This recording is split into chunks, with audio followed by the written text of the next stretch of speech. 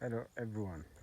So let us talk matters climate change. We've been told that one of the ways of mitigating climate change is to plant trees or to grow trees for that matter.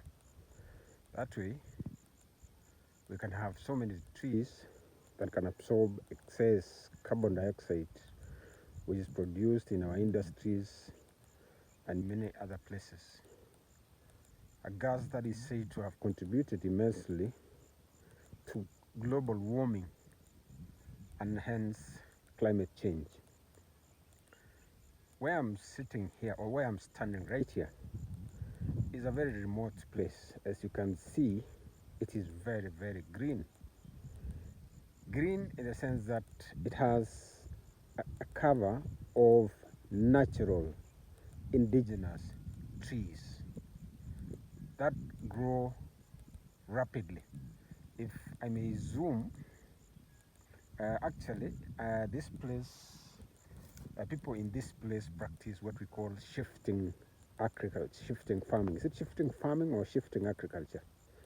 Where they would clear a plot in one season, grow millet, grow sorghum mostly, and then during the next season, they will shift to another place, clear, and then repeat the same. By the time, by 2 years, 3 years, 4 years, where they had cleared will have regenerated vegetation enough for them to come back and clear. And that way also, the land will have regained its fertility. In fact, it is a very sustainable method of farming. Because then, you see, when you have trees that grow very fast, there would be foliage, there would be leaves that would be falling onto the soil. And then they will be broken down to become soil, hence improving fertility, soil fertility for that matter. And so there are so many trees here, so many uncountable trees. If ever there was a place that can really help in mitigating climate change without any human input, then it is such places.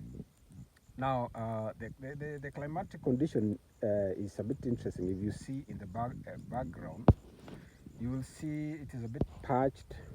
It is, you can see the soil, red soil there, meaning there is less vegetation out there than it is at the foreground. Okay, look at the middle ground and the foreground. You'll see there is more vegetation in the foreground than there is in the middle ground.